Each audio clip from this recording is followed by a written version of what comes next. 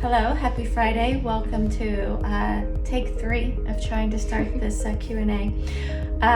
So welcome to our Friday Q&A. I think we have some questions that we are ready to share with you guys this week. Our first question is, where do you get your inspiration from for a project? So typically part of our design process is we ask clients to fill out a questionnaire, and we ask you to submit some of your inspirations. And again, we remind you they're inspirations, they're not, we want to duplicate this look. But then we kind of just go from there, and we use a combination of your inspiration, your goals and desires, as well as our client is a huge part of the inspiration, getting to know you guys. And then also we use the house. The house is an inspiration because the house has its own personality. So kind of a combination of the client, the home or the room, and then also the client's goals and dreams. And if you guys have an inspiration piece, sometimes you have a rug that you want to work from, or a piece of art, or some sort of existing piece as well that is a good starting off point. This is kind of a fun one, but where would you like to travel that you haven't before?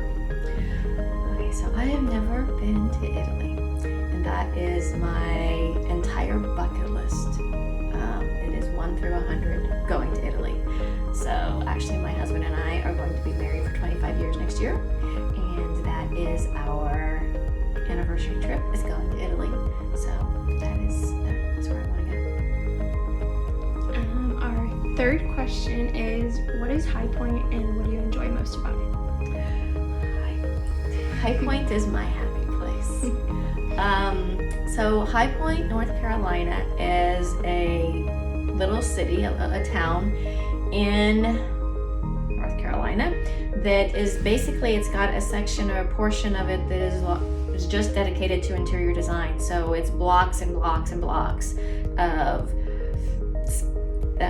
big buildings, of individual buildings, just full of anything you can think of: design, furniture, rugs, accessories, greenery, wall decor.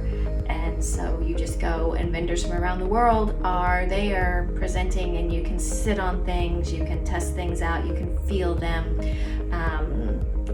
It's just great. It's like you get up at 6 a.m. and you go to bed at 10 or 11 p.m. and you just walk for miles all day, and it's awesome. And this is like a design related question. It says, what do you recommend for lighting in a bedroom that doesn't have a lot of natural light? Okay, so we actually had a bedroom like that a couple years ago, and the client wanted us to paint the whole room a very light color or a white color, because they thought that that was the problem, that the room was painted too dark. In reality, the main issue with the room was that it didn't have proper lighting. It didn't have hardly any natural light, which didn't help, but then it also did not have proper lighting, which are recessed lights in the ceiling, or enough lighting in the ceiling to provide the lighting. So that is the first thing you need to do. Is it's not about what color your room is painted. If you do not have enough proper lighting in the room, it won't matter. It's going to just suck all of that light out of the room. And then our final question for this week is, what is the most rewarding aspect of your job? My clients.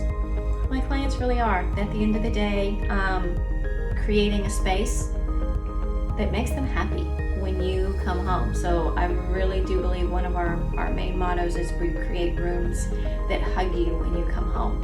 And I really do believe that when you come home at the end of the day, you should get to come home to a space that you feel safe in, that you don't feel judged in, that you just can reach out and give you a big hug. Everybody knows what a hug feels like, and I feel like your home should feel like it's hugging you. So if we can do that for our clients, then I feel like we have done our job, and that is the most rewarding. most rewarding part of my job. And those are all our questions for this week. Okay, so thank you for joining us for another Q&A this week. Don't forget to submit your questions for next week, and I hope you have a great weekend.